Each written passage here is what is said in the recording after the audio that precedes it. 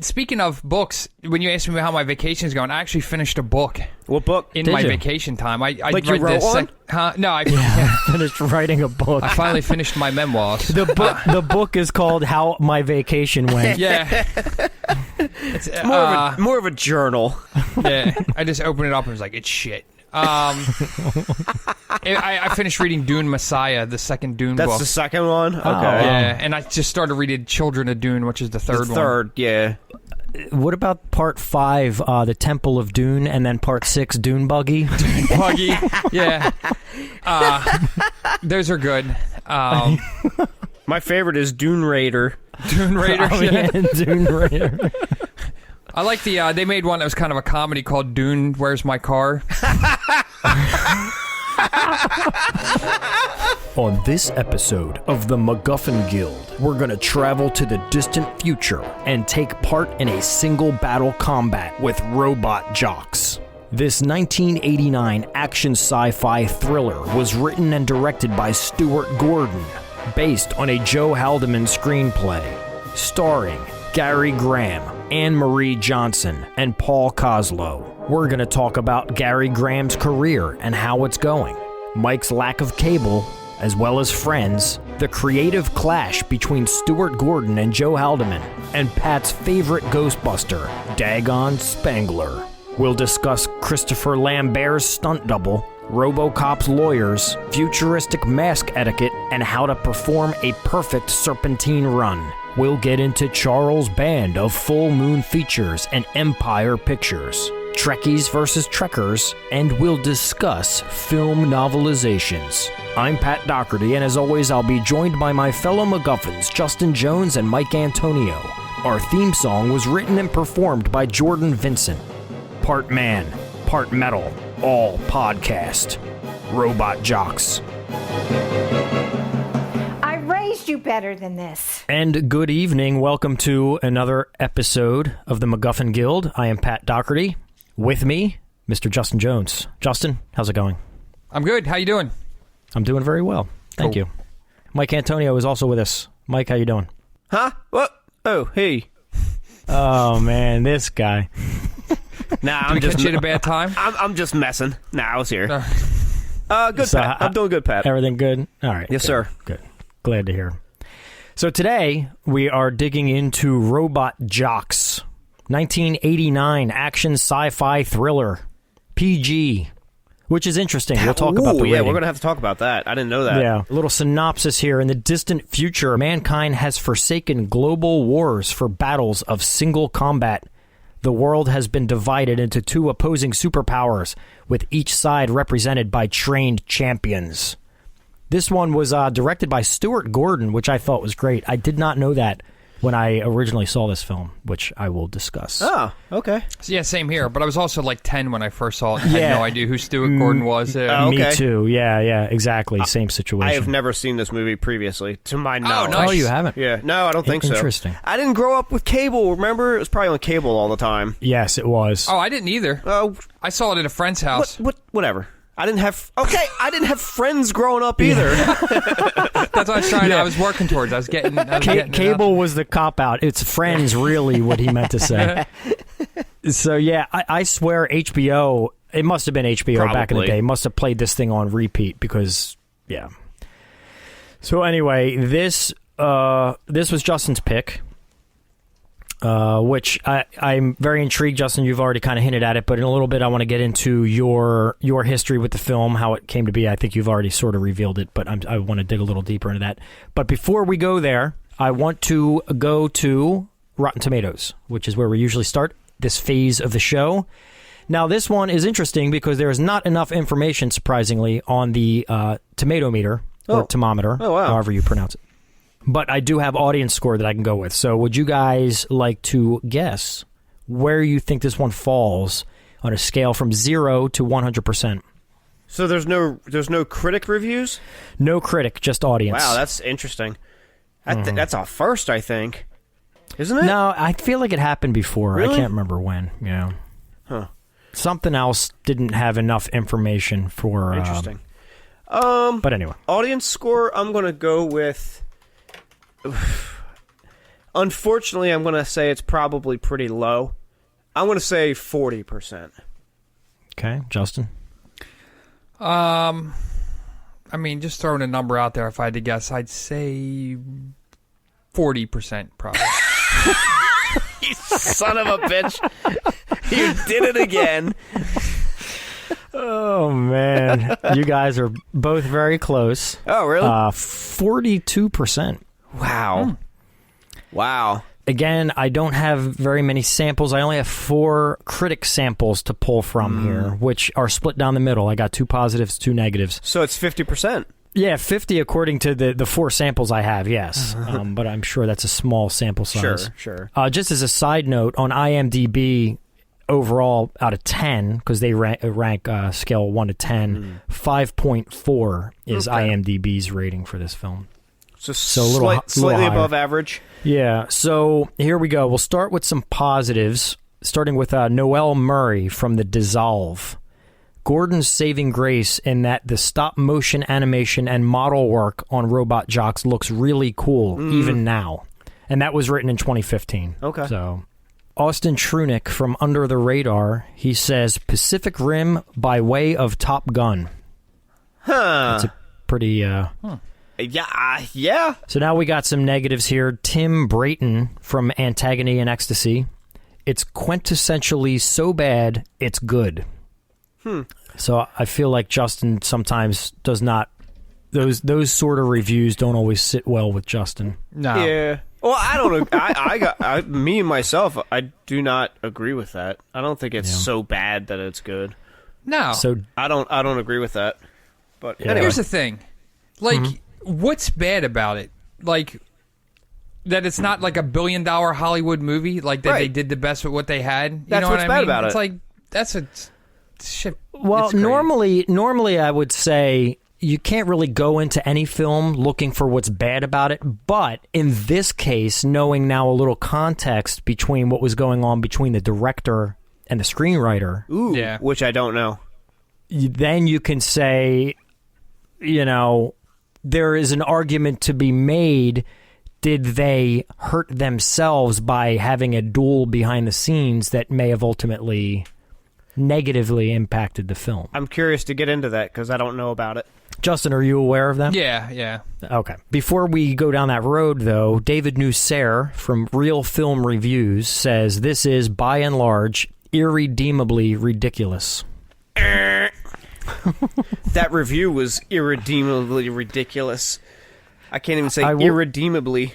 Yeah. Does he go on? Does he elaborate on that, or is it just No, it's just a sample. I mean, I can dig a little deeper in if you would like. Well, me to. here's why. Because I feel like it's kind of ridiculous to a degree. Yeah, but that's why we watch yeah. movies, to escape. You know what I mean? Yeah. Yeah. But I don't think it qualifies as so ridiculous and incompetent. Like, usually the ridiculousness would come from incompetence, or you know what I mean, like how it's like amateurish and stuff. But I don't think this movie is. It's just low budget. It's a pretty ambitious film, if you ask me. You know, that just didn't have the budget, so they did things a little differently. That's all. I mean, in my opinion. Yeah, so here is a larger picture of that last review. It's hard to be too critical of Robot Jox, as the film's clearly been designed to appeal solely to young boys and nobody else. But the rampant silliness, juvenile bits of humor, and cheesy special effects all but ensure that movie viewers will find themselves bored almost immediately. 50 years after World War III, the remaining nations solved their disputes by pitting enormous robots against each other. Our hero is Achilles, a national hero who's facing stiff competition from a genetically engineered fighter named Athena. There's also an unreasonably evil villain thrown into the mix, Russian competitor Alexander, as well as an over-the-top Texan who evidently serves as a one-man cheerleading squad. It's weird that he mentions Alexander's like, oh, by the way, there's this other guy that's kind of they throw in there. I'm like, oh, you mean the antagonist of the movie? Exactly. Yeah, he mentions Athena first, which is a little bizarre. Also, he said that it appeals to young boys. And you know what? Thank you for the compliment, sir. Because I guess we're all young boys. Yeah. That Thank is you. a fair point, but I wouldn't say it's a negative. You know what I mean? Yeah, it's yeah. It's fun. It's just fun. It's like you kind of. Oh wait, no. I guess young boys aren't supposed to enjoy movies. They're not supposed to. Is that what he's saying? Well, I don't know. Maybe he knew a little bit of the context, which let me continue because it kind of touches on. So though the script's been written by the noted science fiction author Joe Haldeman, how do you say that? Haldeman? Is that Haldeman or Haldeman? Thermometer. All right, let me try thermometer. You asshole. Robot Jox has the depth of a Saturday morning cartoon, complete with cardboard characters and overly simplistic storyline. And though there are a few intriguing references to the film's futuristic society, i.e. women are encouraged by the government to have lots of kids for obvious reasons, this is, by and large, irredeemably ridiculous. So that is the full review. Yeah. Okay. Yeah.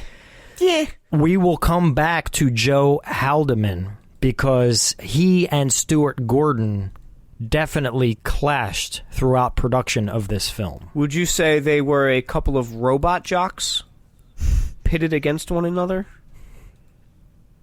No? Maybe you'll get him next time, Mike. I'm sorry. Yeah. That's a little too on the nose. Too soon. And I think they were friends, and I think Stuart Gordon brought him on. Like, I think he invited him on to do this because it was like, oh, this is something you would be into. And he's like, yeah, this is something I'm into. Check his shit out I wrote. And he's like, oh, yeah, I see what you did there. Let's chew it up and turn it into something else. Yeah, exactly. Yeah, I think I came across at one point, I think you're right, Justin, they had worked together, they encountered each other, and I think they respected each other's work. I think that's very common, though, for anyone who's ever had to work on a creative project or some kind of creative endeavor before, where, like, people just have, like, you know, you start talking about an idea, and it's like, oh, yeah, this is great, and then once you start, like, starting to apply your piece to it, and it's like, oh, wait, I think we actually, you know, you kind of said you had the same vision, and you kind of did. You had the basic idea, but people have different ideas, and it gets at a table, and you start putting them out there. Sometimes it transforms into something else, and it's kind of, sure. Yeah. Well, being as we're here, Justin, we might as well just dig into this right now. Yeah, so, during the script writing process, this is via IMDb. During the script writing process, science fiction author Joe Haldeman and director Stuart Gordon clashed on the vision of the film. Haldeman wanted a dramatic, serious science fiction film. Gordon, however, wanted to liven it up and use stereotypes. In Haldeman's words, I would try to change the science into something reasonable. Stuart would change it back to Saturday morning cartoon stuff.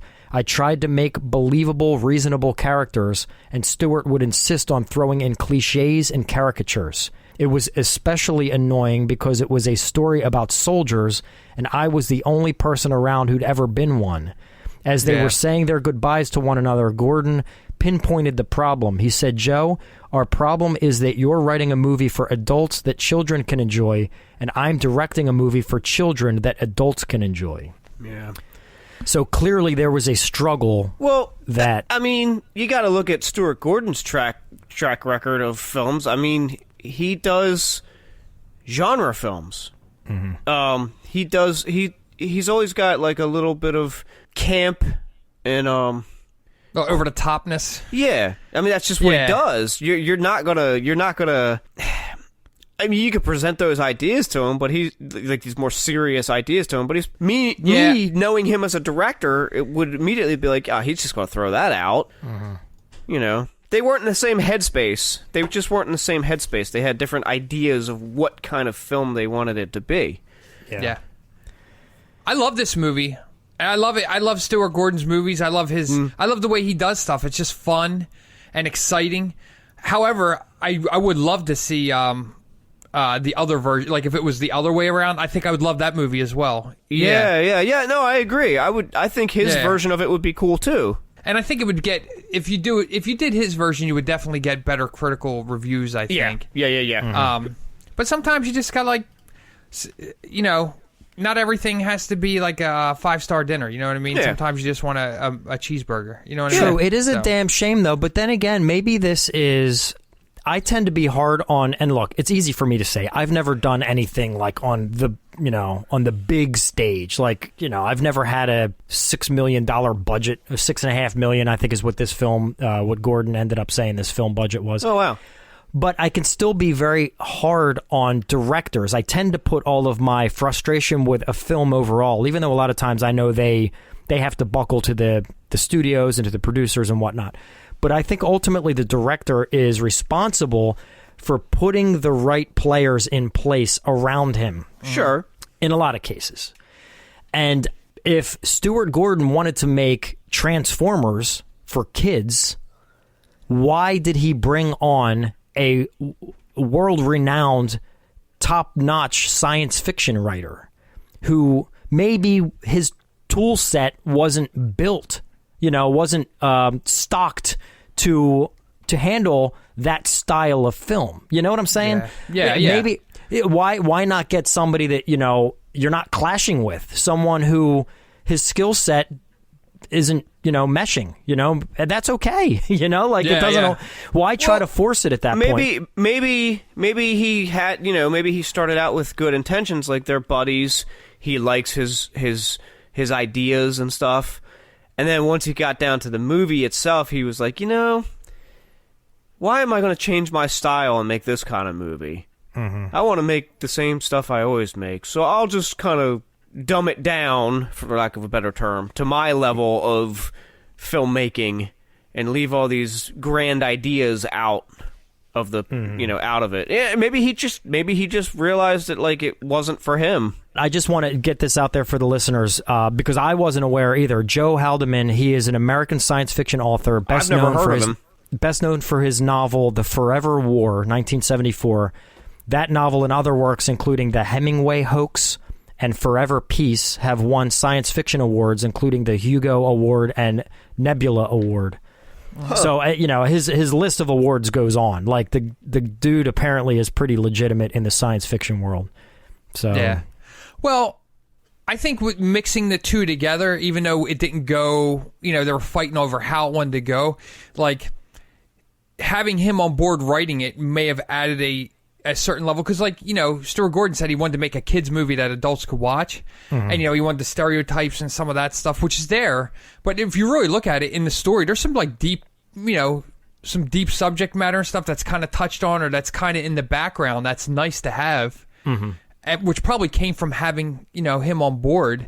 So even though it didn't really turn out the way he wanted, like he still had a little bit, of his thumbprint. Yeah, sure. In it, that gave it a little more, gravitas. I don't want to say credibility, but gave it a little more gravitas.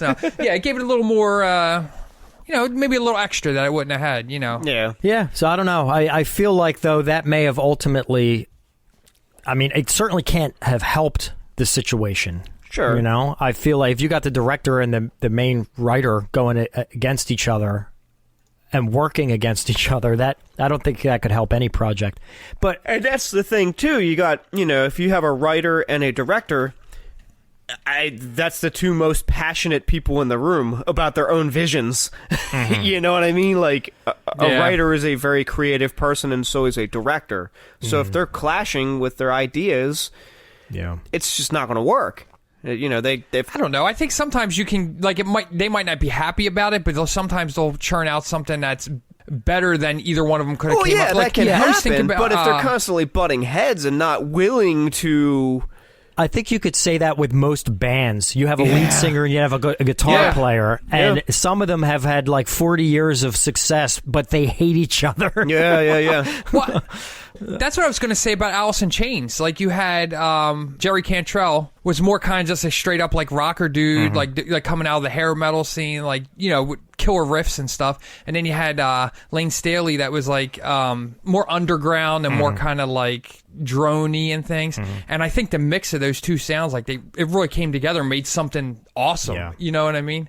And I think, but I heard they were always at odds with each other. They were no, it has to be more kind of rocking. It's no, it has to be more moving and what's the word I'm looking at? Not foreboding. It has to be more brooding or something. Yeah, brooding. I think the minor keys and just But the mix of those two vibes together are just awesome. You know what I mean? Yeah. And I think, But clearly we didn't get Alice in Chains with Robot Jox. No, we didn't. Real quick, before we go, I know we're spending a lot of time about the feud, for lack of a better word, but Stuart Gordon, we got to spend a little bit of time on him. And who recently this year passed away in March. That's right. Which really sucks. Yeah. March 24th, he was 72. And anybody who is a fan of just, I guess, primarily horror, I don't know how often he explored outside of the horror genre. Well, then again, I'm looking at Honey, I Shrunk the Robot Kids, the Jox? TV show. Well, yeah, Robot Jox, but I think primarily, Reanimator. Castle Freak, From Beyond. I'm going to look at his directing credits. He's got 21 directing credits. Did he do Pit in the Pendulum? Pit in the Pendulum? Yeah. Yeah, I believe it was him. With Lance Henriksen? Dolls, that was awesome. Yep, he did that. Space Truckers. Space Truckers, yo. That's sci-fi. Yeah. From Beyond is awesome. Yeah, From Beyond is a great movie. Did he do Castle Freak? Yeah. Yeah. Oh, shit, that's right. I love Yeah, me Castle too. Freak. Sarah hates it. Oh, by the way, Sarah is not the world's biggest Stuart Gordon fan. Mostly because he takes a lot of, like, she's a huge H.P. Lovecraft fan. Like, her dad was a huge H.P. Lovecraft fan, and, like, he would read the stories to her, so there's, like, a deeper connection there. And, like, none of his stories are even, From Beyond. Like, the H.P. Lovecraft story pretty much ends when the beginning credits start. Like, That's it's true. just that beginning. And then the whole rest, he's like, I'm just going to make... He shininged it. He took the name of the story and completely made it its own. Sure. That's, Yeah, but I love From That Beyond. is what he But I does. see, it's different. Yeah, I love it too, and I love Reanimator. He also did And Dagon was cool. I like Dagon. Or Dagon, I think it's Dagon. He also did those He was my favorite Ghostbuster. Dagon Spengler. Man, that's a story. That's a story right in itself right now. Just think Dagon of it. Spengler. Yeah, his head is like all tentacles and stuff with glasses. Yeah. Or just be a fish man, because we're the Dagons, they were just like, that's right. big eyes and stuff. He also did those. He did Masters of Horror. He did Dreams in the Witch House, which was good. And then didn't he do The Black Cat. Yeah, the one with Jeffrey Combs playing Poe. I mean, yeah, Edgar Allan Poe. Yeah. Yeah, those are both good episodes. Yeah, so I would say he would be one of the more... Stuart Gordon now would be, one of the legends of the genre, for sure. Sure. Like, you know, just Reanimator alone, I think that one is like a staple now in the genre. Yeah. But anyway, pretty neat to find out all these years later that he directed this flick, which I certainly would not have assumed from afar that he did this film. It wasn't until I popped it on, I'm like, oh, shit. Oh, Stuart, what's the other movie he did? King of the Ants. Oh, we were talking about that before. I'd never seen it, and you suggested watching it. I've seen it. It's been a very long time, and I remember liking it. That's very different for him. That's a very different style I of don't movie. know anything about that film. You should check it out. Maybe we'll do that one day. That's a good one. Put it on the He list. also did Fortress, which I've never see, seen but it's that. been on my Is list that the for a one long with time. Christopher Lambert? It is. That's literally how Mike pronounces the name. Lambert. He can pronounce it. A lot of people don't know this, but Mike was his stunt double from 88 to 92. For those who don't know. 88 to 92? Yeah, bro. So I was Yeah. 9 to 13 when I was his stunt double, yes. Well, they were for long shots. Yeah. Oh, okay. So they just miniaturized the set. A lot of people don't notice Christopher Lambert's only 3'8". You learn a lot on this show. know. Real quick, before I proceed to who was in this film, the actors, there's only one tagline for this film that I could find. And that was the ultimate killing machine. Part man, part metal. That's it. Well, that's not really that doesn't accurate. No, it's not. It doesn't sell the film to me at all. It sounds like RoboCop. Yeah. They might have been trying to, like, I mean, you're only a few years from RoboCop at this that's point, true. so they might have just been kind of like, let's kind of throw it in there. Harken back to Did you come across, Justin, did you come across anything? Wasn't there a lawsuit that was threatened by the producers of RoboCop because they almost called this film something else? Yeah, it was good. I think they were going to call it Robo Jox and then change it to Robot Jox. So that makes sense. Yeah, I just know that from I watched Good Bad Flicks video right before we met up, and Cecil Trachtenberg said that he kind of mentioned it briefly that the reason they changed it was to avoid lawsuit, but I didn't know if there was a story behind it or not. That makes sense, though. Yeah, Robo Jox. Yeah, I could totally see RoboCop's guys being like, yeah, no. That's a little too close. Oh, man. The actors that are in this film, Gary Graham. You guys familiar with Gary Graham? I am not, but while watching the movie, I just kept thinking, he reminds me of Billy Bob Thornton a little bit. Oh, I just can a see little that. bit. God, I don't... As a kid, when I watched this, I was really confused because I thought it was Peter Gallagher. Ah, yeah, like, the mouth. so- It's the mouth. Yeah, as I grew up, I was like, yeah, Peter Gallagher was in Robot Jox, and then I was looking, I was like, no, that's not him, because I also thought Peter Gallagher was in Alien Nation, the TV show, but it wasn't. Mm-hmm. It was Gary Graham. Oh, that's what I know him from. Yeah. Okay, Yeah. that's what I That know was a him from. great show, by the way. I used to watch, like, I never saw, like, the whole thing, but I saw episodes here and there, you know, when it originally aired. Yeah, I was into that show. Yeah, that's totally what I knew him from, for sure. I remember loving Was that show Alien so Nation. much that when I finally saw the movie years later, I was like, fuck out of here, James Caan. Yeah. Yeah, you know, it's like... Yeah. That's funny, because he was familiar to me watching Robot Jox. I was like, I know, and I didn't bother looking him up. But you know what's pretty wacky, though, and I don't want to get ahead of you, Justin, because I know I want to give you the floor first, being as this was your selection. No, but no, I roll will it, say man. this. When I watched Robot Jox this time around and I saw that he was in it, Gary Graham was in it, and I looked him up, and I saw then that I recognized him from Alien Nation, I realized that, no, I knew him originally from Robot Jox. That's where I first saw Yeah. him. And then it was only later when I saw him in Alien Nation that I then knew him from Alien Nation. But, Robot Jox was the first time I ever saw him. I've never heard of him. But he's been in a lot. Like, Has he? he's got, let me see here. It was over 100 104 acting credits, 104 acting credits on IMDb. So let me see. Did he do anything behind? Yeah, he's got 2 producer credits and 1 writing credit, 1 director credit. So, yeah, he's mainly an actor, though. So anyway, but he's been in a lot of TV work. Knots Landing, an episode here and there. The Incredible Hulk TV series, he played Greg in the episode Metamorphosis in 1979. Huh, I wonder what that was. I don't remember that. Starsky and Hutch. That reminds me of another actor in this film, which we'll talk about. Has a lot of TV credits. A lot of TV credits. Well, who is it? Is it the actress? Yes, actress. I didn't want to say that. Anne-Marie Johnson? Yes. Yeah, she's done a... Which is my aunt, who has since passed. It was her exact name. Ah. Oh, really? Anne-Marie Johnson. Yeah. Holy crap. For anyone out there who cares. We all care, Pat. Wait, Aunt Anne's? No, I miss her. Yeah. Ann. Yeah, Ann. You know Ann. Yeah, I never knew that was her name. That's crazy. I didn't know. I don't think I Yeah, knew that was her Anne-Marie. full name, no. Well, she was born Dougherty, but when she married a Johnson. Oh, okay. Oh, okay. Okay. I'm sure the listeners are thrilled. Yeah. Someone just checked it off their MacGuffin bingo card. Yeah, exactly.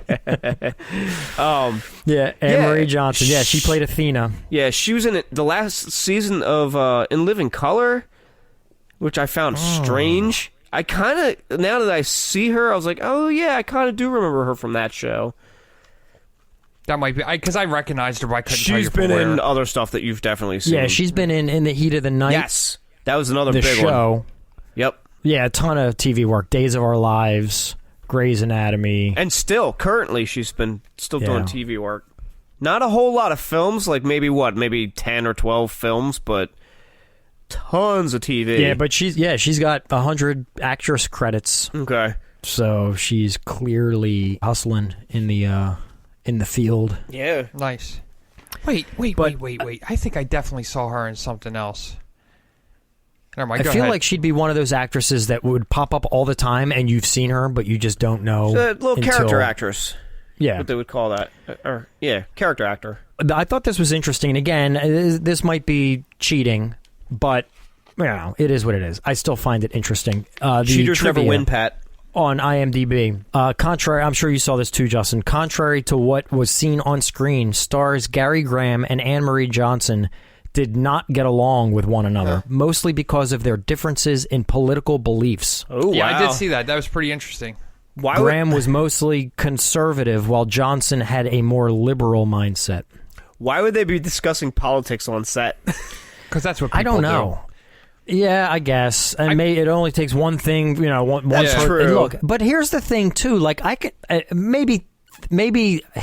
clearly history tends to repeat itself, but when this film was made, I was 8, 9 years old. So back in those days, to me, political disputes were so foreign to me, I couldn't fathom relationships being ruined over politics. Yeah. But now, in today's climate, it's like, oh, well, that makes sense. Oh, yeah. Well, that's why... I've seen families shredded apart based on politics. I find it surprising, though, for 89... for that to be like a deal breaker, especially in a job. I mean, was like, one of them just incessantly just talking about their politics? Because that'd be the only. I don't know. Like, if you just said one little thing, that shouldn't, honestly, I think depending on what it was. Social media does, I feel like, exacerbate it, but I think it's always been there. No, it has always been there, but people on social media, they just say things that they wouldn't normally say. They feel a little braver. Yeah. Well, yeah, because you can, There's the factor of, when two people are face-to-face having a political debate, it can still get heated, but it's less likely so. Yeah, you're going to be less likely, in most cases, to be just as, vile. And drop in all kinds of, insults and hate talk because, it's easy when you're behind a keyboard and you don't have to deal with the consequences right in front of your face. Well, also, it just said that they just didn't get along. It didn't say that they got on fights and stuff on set. No, understood. Especially but when you're supposed to have a romantic role with someone and there's no energy between the two because you don't like each other. The camera's going to pick that up, I think. I'm speculating here, but I just find it funny that... Well, not funny. I find it intriguing that there's clearly, for them to put that out there, there was... I don't know. I feel like there must have been something to it. Clearly people were hearing things, but I don't know. What do I know? Anyway. Honestly, in my place of work, there's people that you'd be like, yeah, they don't like each other because they have political differences. People are like, oh, yeah, I got that. Picked it up. I feel like in my place of work, I would clearly see that. I could see that being, someone just bringing it up, oh, yeah, Bob doesn't really like Jerry because, Jerry voted for, Vermin Supreme, and he was not really cool with that. You know what I mean? Way to out your coworkers, Justin. Well, was it a smart vote? Yeah, I mean, it's just the safe money there. What does he say? Free ponies for everybody or something? I think it was free ponies for everybody. But anyway, I thought that was intriguing. I certainly don't want to go down that rabbit hole too far. But sure. It's funny because part of the reason I picked this is because even though this movie's 30 years old. The whole cyclical nature of things in here and topics that they're discussing and things like that, that particular point was brought up in the trivia was interesting too, because there's a lot of that going on right now too. So it's it's kind of like you said, the more the cycle of it, and the more things change, the more they say the same type job.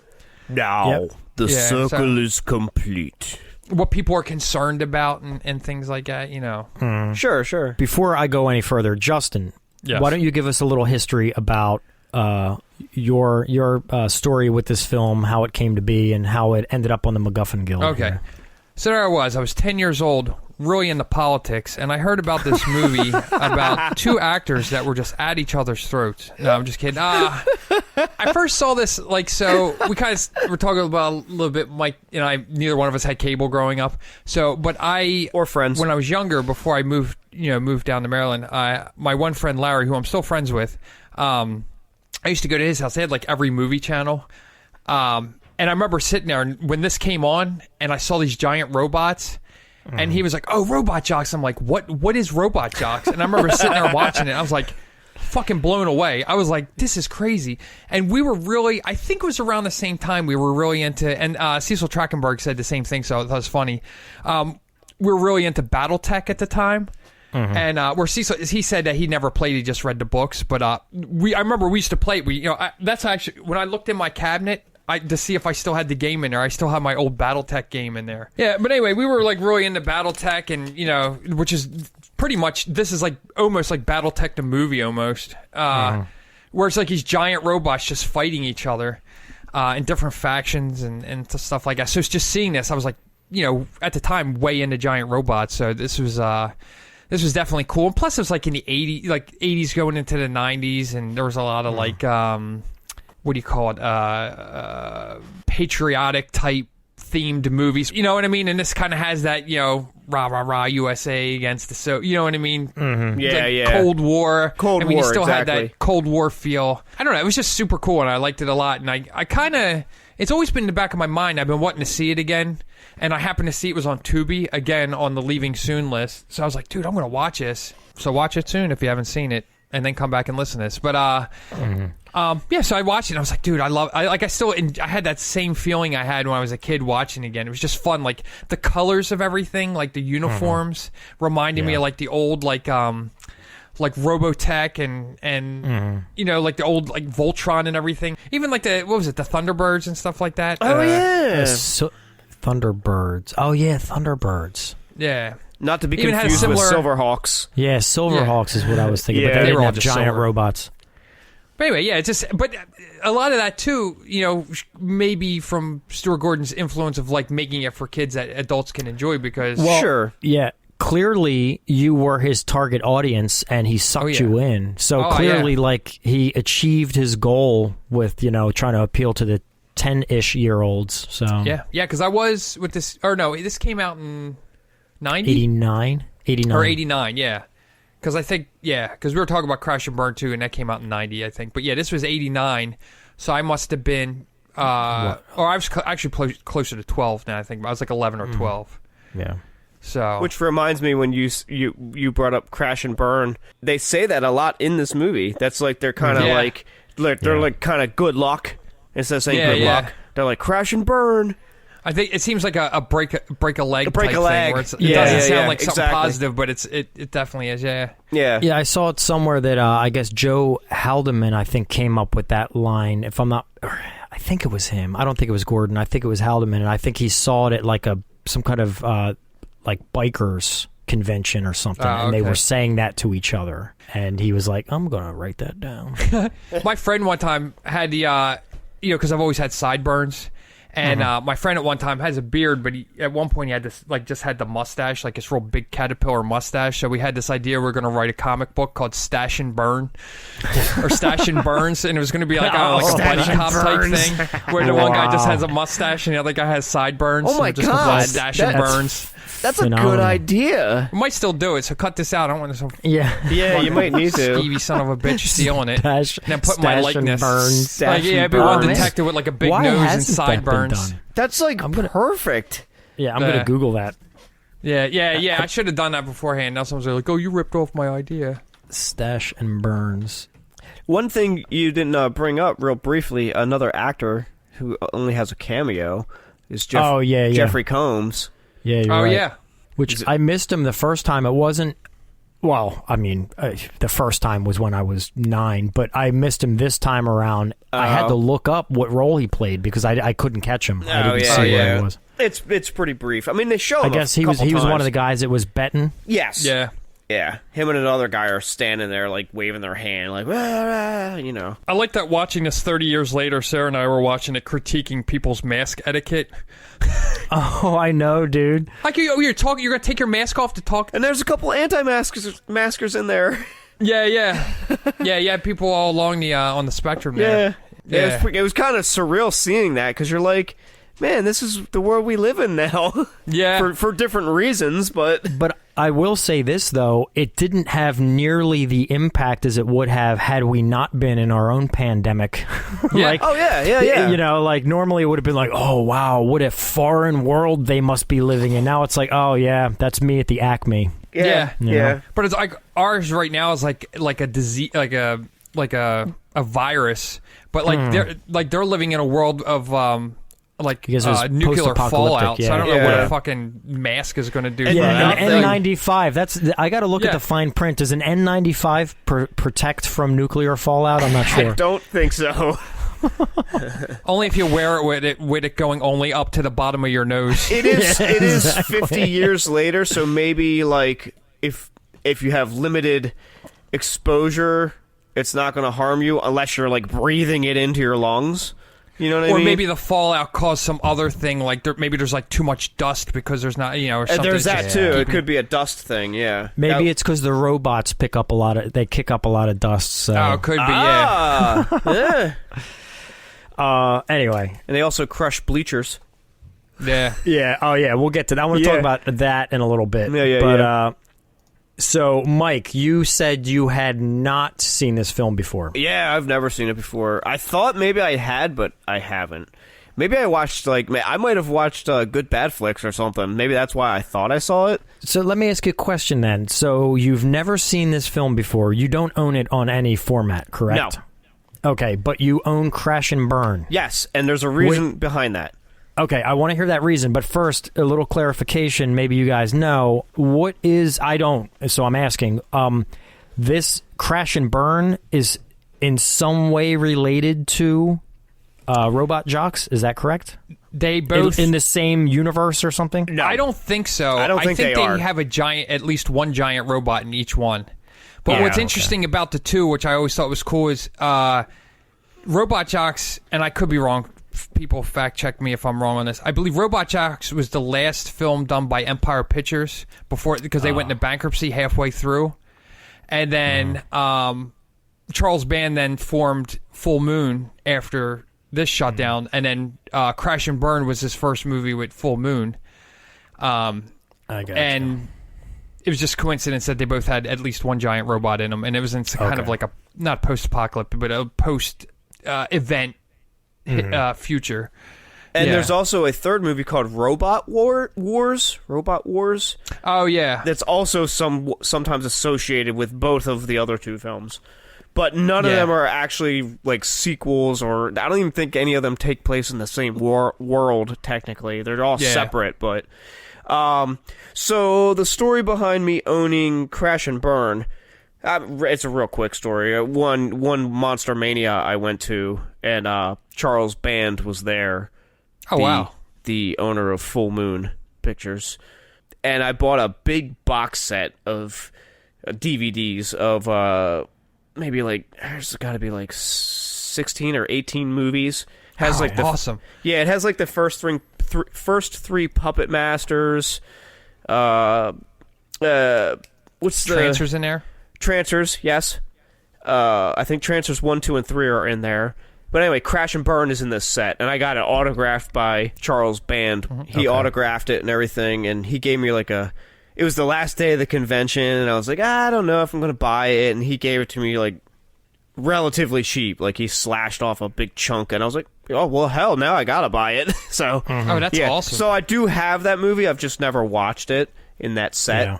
So I will say this then. So I was under the impression, and I have never seen Crash and Burn, I was under the impression that it was in some way a sequel, which apparently it is not. However, have you guys heard about the actual sequel that was considered but was never made?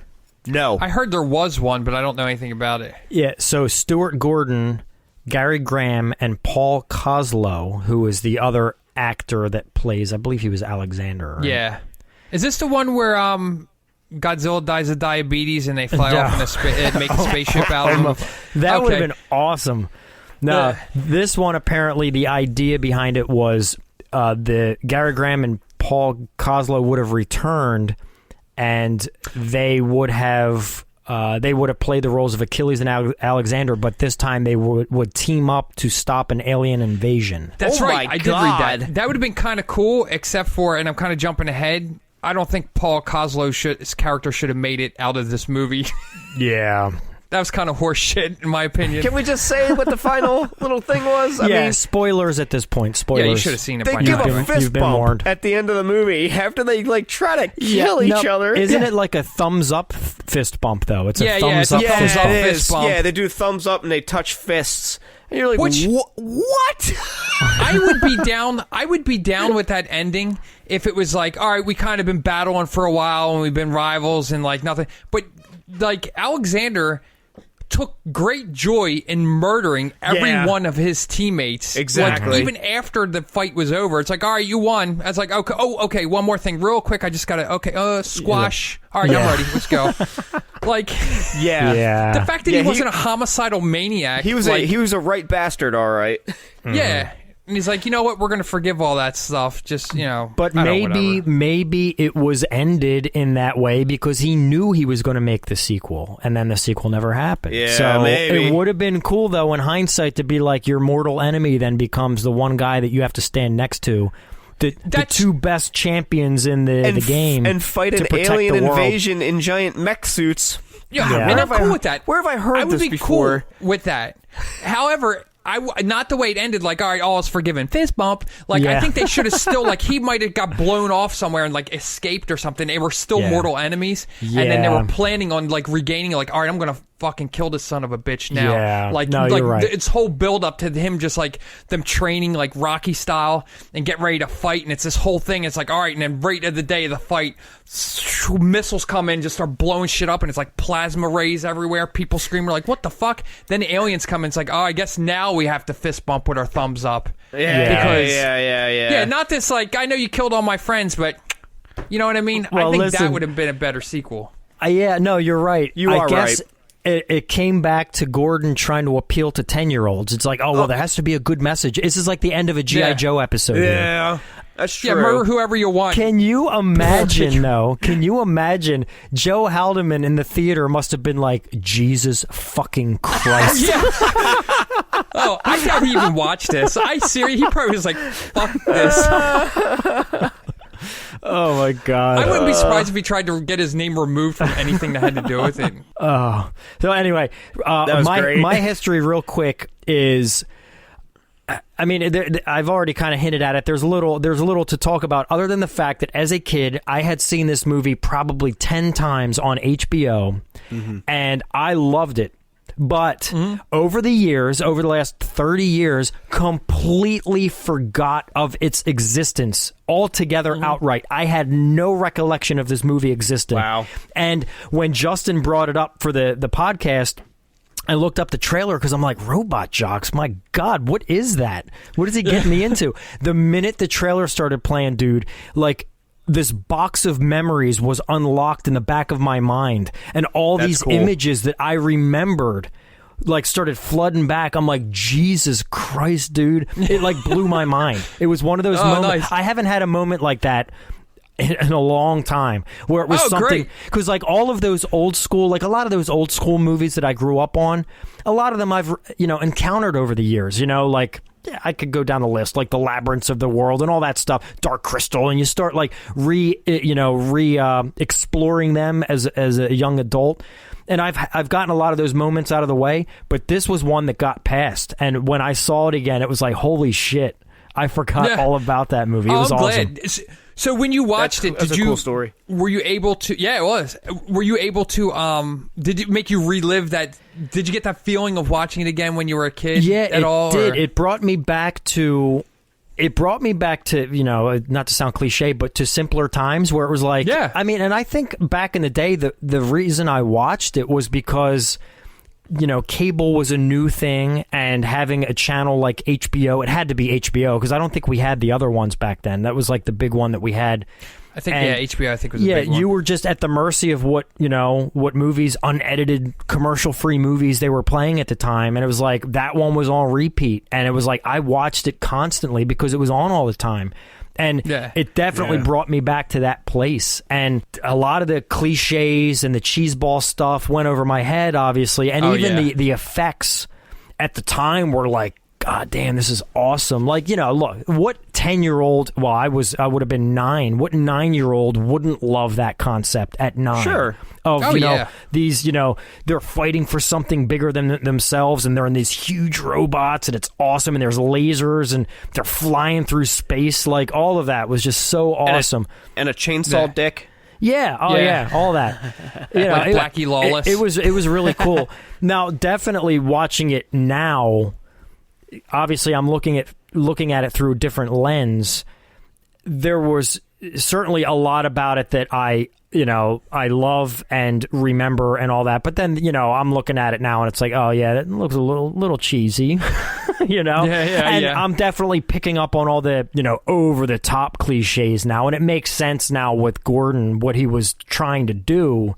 But some of it was what it felt like to me now, viewing it now, if they were to have taken like a Voltron cartoon and made it live action with the cliche cowboy character and the cliche Asian scientist, like all of that was literally like plucked straight out of an 80s cartoon. Yeah. I definitely saw that now a little more clear. Back in the day as a kid, I was like, this is so cool. But now it's like, oh man, they're really laying it on thick with these cliches. But yeah, I definitely enjoyed seeing it again, but it was like a box had been opened and that I haven't opened since I was 9, which was really That's cool. You don't get to see that. It was like a time capsule, man. You don't get that anymore. At least, I haven't experienced that in a long time. Oh, that's cool. That is really cool. Yeah. Crazy. Like like it was totally like washed out of your brain. Totally. It was crazy, dude. It was like somebody Men in Blacked me. I completely forgot. Yeah, that's weird. Really. Okay, so before we move on to Pat's points, which I do have, we touched on a lot of the stuff I wrote down, but I do have a couple handfuls. I want to quickly discuss the actors, the main actors, mainly Gary Graham, Anne Marie Johnson, and Paul Koslo, and just kind of where they're at these days. So Gary Graham is actively still working. So he was born in 1950, so I don't know, somebody else is going to have to do the math. He's like 70. 25. Yeah. So 70, 25. Oh, also, we didn't mention he was in Star Trek Enterprise as well. Oh, really? I never watched that. Was he like a recurring? Yeah. I believe so, yeah. I believe he was. I can get that information. Oh, actually, I think I wrote it down, actually.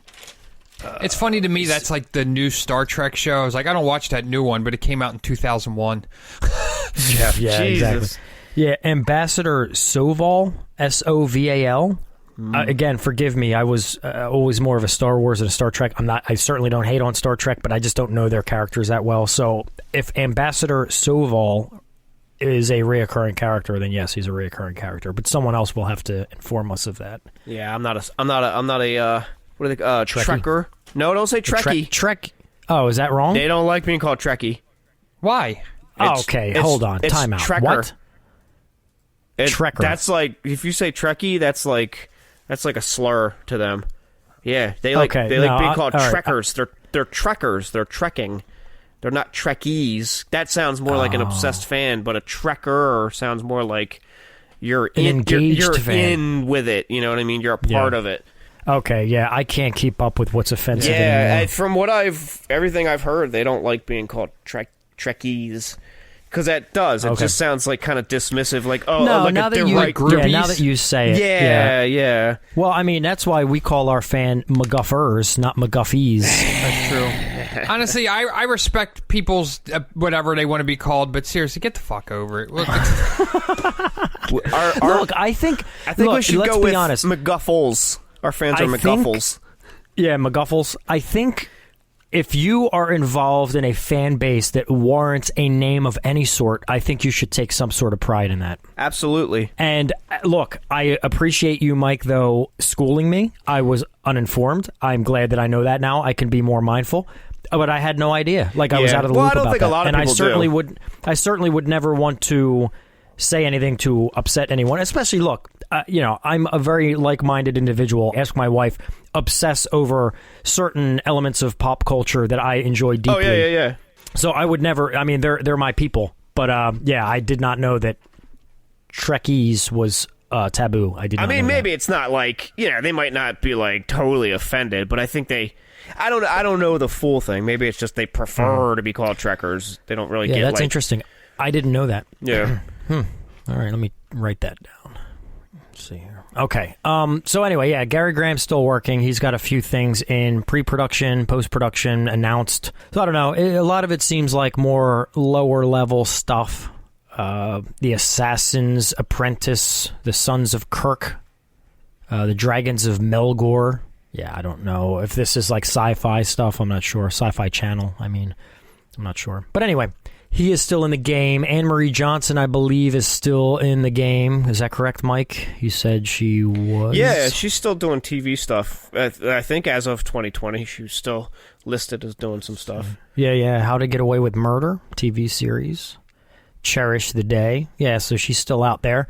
And then, Justin, you brought to my attention that the actor Paul Koslo has passed away. Yeah. Yeah, I just saw that. It was last year. Oh, Wow.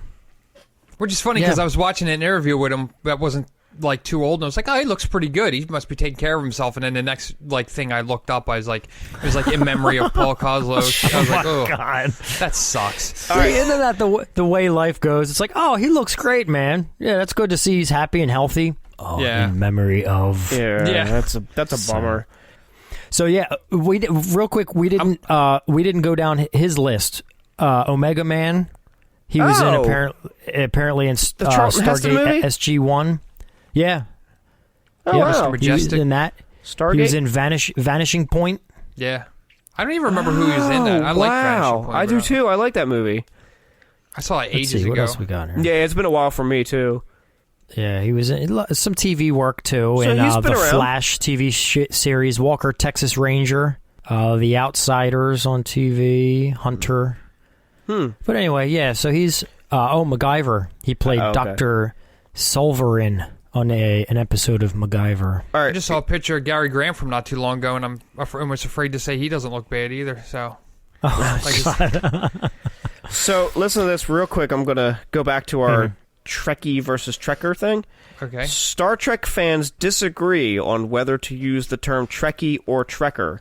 The Oxford English Dictionary states Trekker, a devoted or enthusiastic fan of Star Trek. They date it back to 1967.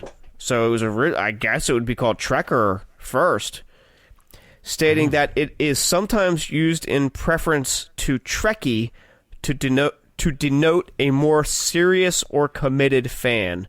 So I guess the real a little more, they're like for lack of a better word, a little more obsessed. Yeah, they're like I know that could be a taboo word or Yeah. taken But obsessed? offensively, but obsessed. Yeah.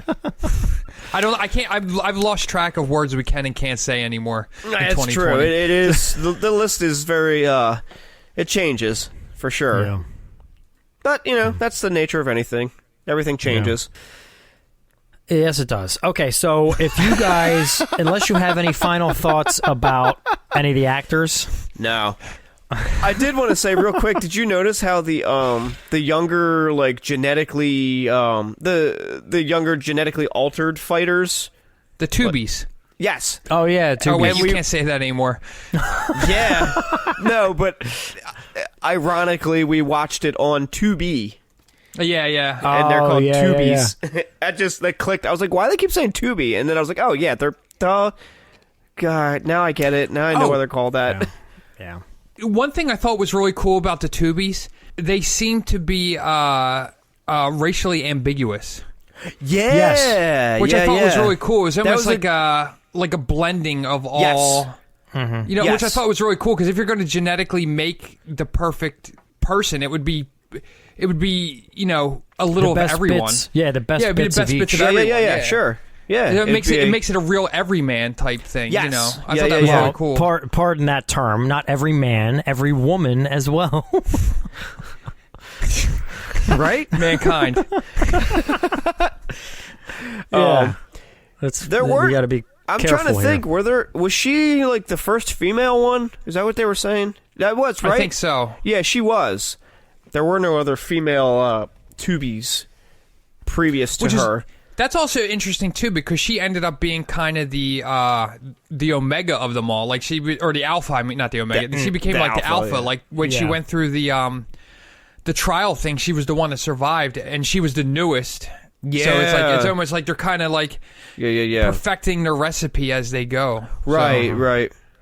which also too, I mentioned to you guys earlier about how Charles Band's a big comic book fan, and I wonder if that particular thing, because Sarah mentioned, she's like, oh, that reminds me of the Danger Room from X-Men, like when they had to climb up that jungle gym of death. Yes. Yeah, you lose me on that one, but okay, you guys discuss. Yeah. Oh, you're not familiar with the Danger Room? No, not at all. Educate yourself. Jesus. Have you ever seen any of the X-Men movies? Is that in even one of the Fox ones? Is that in one of the movies? Yeah. No, I don't. He's which not one? action like we are. It's not in the original X-Men. So it's in one of the like prequel ones, or not pre? No. I think it was in. I don't think they had it. It may have been the Last Stand is where it first made its film appearance. Really? Well, it was in. It depends on what you say because it was in the cartoon. Yes, it was absolutely in the cartoon. The cartoon was great. You should watch it, Mike. It's still good. Yeah. Mm-hmm.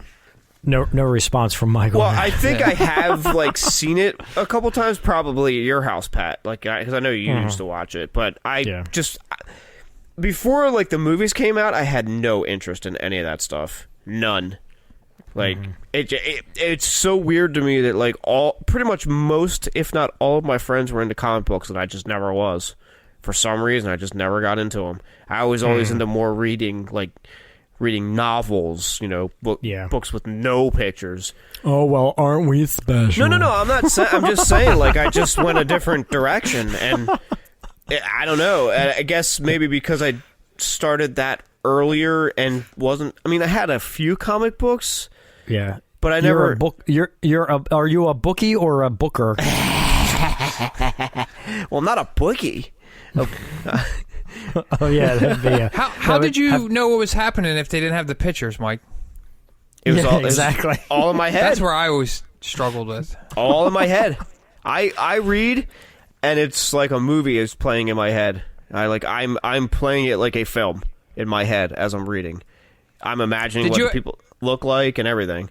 Did you ever lose track of where you were in a book, and then in your head while you're watching the movie, it's like the film burns and then pulls apart?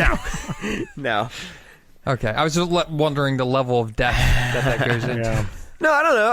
I just literally can see it, like as the action is happening or the scene. You know what I love about this? I love how Mike is explaining to Pat and Justin what it's like to read a book. And we're hanging on every word. Well, look. Tell me more. You have both read Swan Song by Robert McCammon. Yeah. When you read that, didn't you like kind of picture it in your head? Yeah, absolutely. Yeah, so there you go. Now you know what I'm talking about then. I get it. Some people can't. Some people actually can't picture it. That's why they can't read books, because they're concentrating too much on the words that they're not forming the picture in their head. You know what I mean? Yeah. You know what's funny, I think though? that's part of my problem. It could be. If I read something that's based on something that they made a movie or something on, sometimes it interferes with my vision of what the people look like. Like when I read The Stand, I'd already seen the miniseries, so I could not. Some of them I pictured differently. Like what was his name? What was the kid? Parker Lewis Can't Lose played him in the Harold Lauder. Yeah. Harold Lauder. Yeah, Lauder. Yeah, him I pictured differently because he was way different than. In the book, he's supposed to be like chubby. I had that same situation, Justin, when I read the film novelization of Ghost Dad. Well, how do you not picture Bill Cosby? I mean, it can mess with your head, like in instances like that. Which, Justin, you brought up a good point with The Stand, because now there's that CBS All Access limited series, The Stand. It's supposed to be like, I don't know, 9 or 10 parts or something. I'm almost tempted to get CBS All Access. That's their streaming. Yeah. Just so I can watch it. But I told Angel I'm going to wait till all the episodes are out and then get the free trial and watch all the episodes. Nice. I think that's what I did with Picard. Yeah, because they're releasing them, weekly. They're not releasing them in a chunk like some places do. Mike, I think what's even smarter than you planning to do that is you revealing that plan on your podcast. Yeah, I'm sure they're going to catch me. I don't normally do that. Like, that's the... I keep... Oh, yeah, now he backs it up. No, I don't do that. And I probably Maybe what I'll do is I'll give him extra money. Yeah, I think I'll do that this year. I think it's a write-off, right? Well, I always say I'm going to do stuff like that, and then I never do. Or I do just sign up for the service and never cancel it. And I'm like, oh, yeah, I'm still signed up to that. Now I'm paying for it. Whoops. Yeah. I do that all the time. So it all balances out. Going back a little bit to the visualizing things, when you read the novelization of Transformers, did they look like what you pictured they would look like when you finally saw the movie? No. Do you remember? Do you remember that when we went to go see Transformers? I might have mentioned this before. When we went to go see Transformers, and we were going in, you said you read the novelization of it. Yeah. And then as this was a dick thing for me to do, so I almost didn't want to bring it up. But and then No, go on. When we were leaving the theater, I was like, after the movie was done, the credits were over, the lights come on, we're leaving. I looked back at Mike. I was like, so was the movie close to the novel? And he started going, well, there was a few things. And then Sarah and I just started laughing. And then, because the only reason I bring that up is because we bring that up all the time. And because in hindsight, we're like, that was kind of a mean thing to do. And we're like, I wonder why Mike doesn't hang out with us anymore. And then we're like, and then we tell each other that story again. The funny thing is, he probably didn't even pick up that you were laughing at him. He just continued on with his... I don't even remember this happening. Okay. His assessment. It wasn't that... Honestly, it wasn't that bad because there were differences, though. We were all laughing, but I still felt... I betrayed you. A lot of times, the novelization of a film is based on like an earlier script sometimes. Oh, okay. So the finished product is sometimes different than the novelization. Oh. That happens quite a bit, actually. Quick, can I interrupt for a quick second? And I want to proceed with this conversation because this is good. But I should preface this by saying, as many of you know, a MacGuffin is a plot device used to drive along a story, and those of us on the MacGuffin Guild, we use the film itself as a MacGuffin to drive along our conversation. So, being as we're digging into this already, even though we fully intend on getting back on track, going through Pat's points and rating this thing, I say we continue. So, Justin, Mike, who had the floor? Now back to our regularly scheduled programming. A perfect example is the Alien 3 novelization. I read that novelization and then saw the film, and there were parts that were totally different. Yeah. Now, I don't know if you know too much about Alien 3, but the studio came in and like recut the film from David Fincher. And then years later, they kind of restored it to his original version. And I was like, that's the version I read. Yeah. All that stuff that was missing from the theatrical was in the novelization. So that does happen. There are differences. So, who on you, Justin? What was that noise? What noise? What noise? What noise? Remember that? Yeah. What noise? That's a whole nother story. Yeah. Mike, real quick, though, I want to say that it's funny you should mention the Alien 3 thing. Mm-hmm. I don't know if you realize this or not, but you were always my window to view into the world of reading. Yeah. Especially the film novelizations. Dude, we would spend hours talking about this stuff when we were young. Yeah, okay. Where you would tell me all about, oh, well, this is the way Alien 3 was in the book, and this is the way it was in the movie, and they completely cut that section out. And like, I would learn all that through you, and I wouldn't have to do all the heavy lifting, which is nice. So. He's like our resident, like, if we talk about a movie. We should have had you read the novelization of Robot Jox. Yeah. That would have been an interesting comparison. Oh, and I remember I was telling you when we did the Tank Girl episode, I was telling you how that novelization was written in a totally different style. Like, it was a guy overhearing Tank Girl bragging about the events that took place in the movie. It was a weird setup, but it was totally a Tank Girl thing to do. Like, that fits into that whole, like, the comics and stuff, how they were. So that was interesting. But anyway, I'm going to write a story and steal that idea. Oh, cut that out. I don't want anyone stealing my idea, me stealing someone else's idea. I would like to rattle off some Pat's points before we proceed to rating this film, if you guys agree. Disagree. Pat's points. Oh, thank you. All right, so... couple things. A lot of my notes, I had 2 pages of notes, but a lot of them we already touched on. So I'm just going to rattle some things off, and we'll see where it takes us. We'll just carry the, ride the waves wherever it takes us. I love how the Tex character, again, spoilers, but you shouldn't be listening to this portion of the show if you haven't watched the movie. At least have an idea how the movie goes. But I love how the Tex character at one point, he's like, it's hard to keep secrets in this business, too many damn spies. He might as well have looked right at the camera and winked. Yeah. In fact, He kind of almost did, because then he looked at the camera and said, "It's clobbering time." You know, the thing from Fantastic Four. That's his tagline. Back to comic book references. Oh yeah. I really liked the fancy judge/referees. Oh yeah. That was something else. I do want to touch on, even though I want to circle back to it, I want to touch on the horrific bleacher scene. Oh yes. Where the what's his name, Alexander character launches. I guess it's his robot's fist, right, or hand. Yeah, his fist is like it like detaches and shoots. Yeah, shoots. And then the Achilles character, trying to be a hero, tries to stop the fist, and then it ends up knocking his robot into the stands and kills, according to the news report, estimated 300 dead. Yeah. Did you notice, like, when they show him climb out of the robot and he's like looking down at the crowd, and it's like showing like multiple times it's like a dead child and the mom holding the, and you're like, Jesus, dude, they're really drilling that in like multiple times. They show like different dead kids. I was like, wow. They're really, there was like a teddy bear with like radiation goggles on or something too. Yeah, all burnt up. Yeah. But yeah, I saw like a girl like in her like winter coat all bundled up and just like laying on her side in the bleachers. I'm like, Christ almighty. Yeah. But then you hear the wailing and the screams of these parents and whatnot. Yep.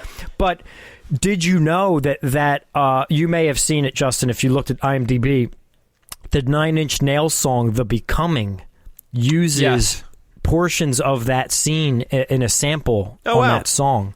Okay. So you hear like these screaming wails of agony, and they're in that Nine Inch Nails song, which is pretty cool.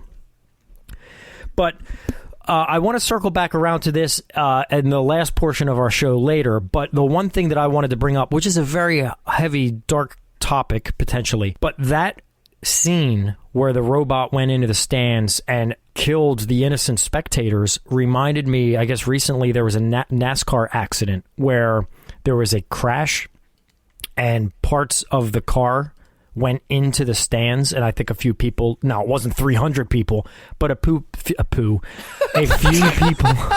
Jesus Christ. I don't want to laugh during that. I shouldn't have said poo. Yeah. Yeah, if you don't want to laugh, don't say poo. Oh, God. That's the first rule of broadcasting. I didn't go to broadcasting school, but I know you don't say poo during a national tragedy. Jesus Christ. So I'm told. Was that how recent was that? Because I think I remember hearing that happening like ages ago.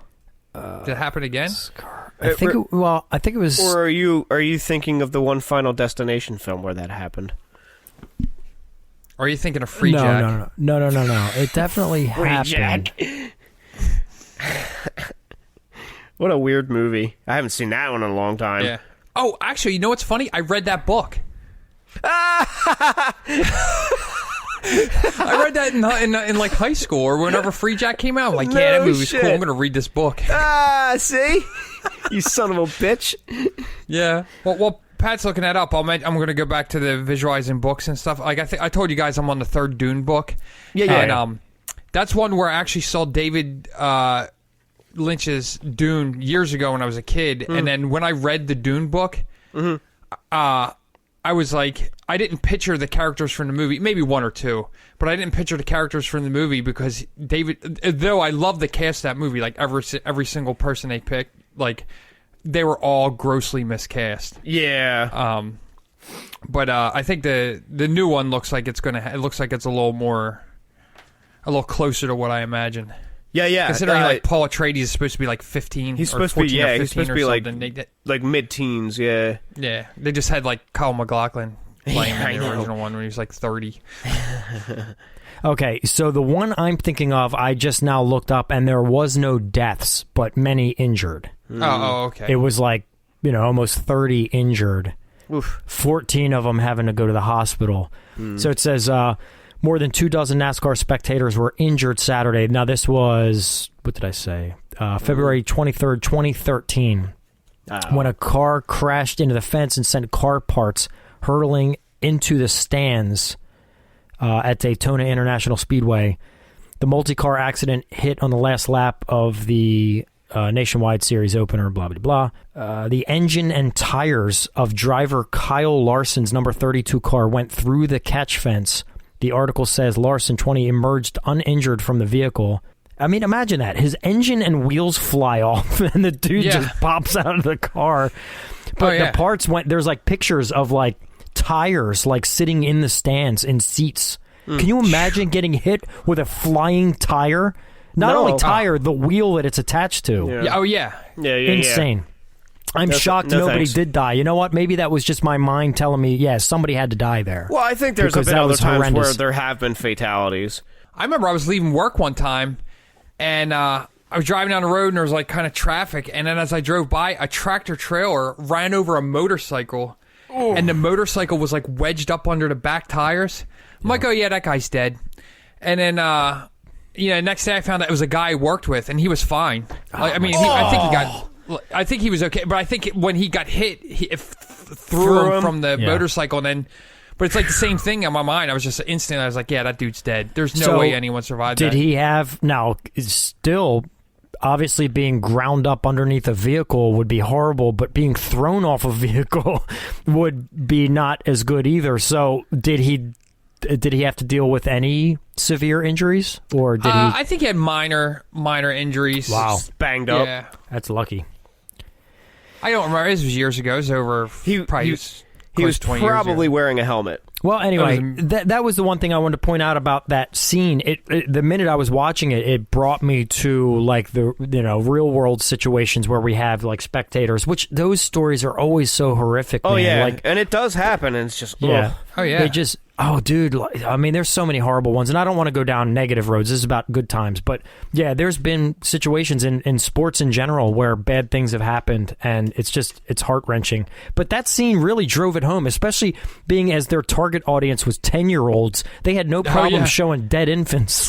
Yeah. 80s and into the early 90s, that was a different time, man. Yeah, it was. Well, that was his second part. It wasn't so much aimed at 10 years old. It's so adults can enjoy it too. Yeah, that's right. It's like we got to counterbalance this a little bit.